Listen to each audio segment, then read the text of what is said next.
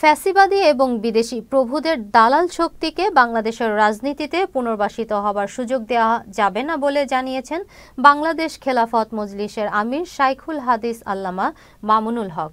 তিনি বলেন, জালিম সরকার ও আধিপত্যবাদী ভারতের সেবাদাসের পতনের মধ্য দিয়ে বাংলাদেশের মানুষ নতুনভাবে তাদের ইচ্ছা এবং অভিপ্রায়কে বিশ্ব দরবারে জানান দিতে সক্ষম হয়েছে।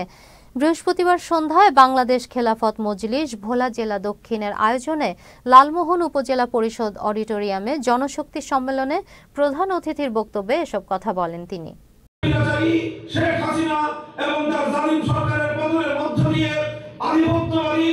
ভারতের সেবাদাসের পতনের মধ্য দিয়ে বাংলাদেশের মানুষ নতুনভাবে তাদের ইচ্ছা এবং অভিপ্রায়কে বিশ্ব দরবারে জানান দিতে সক্ষম হয়েছে।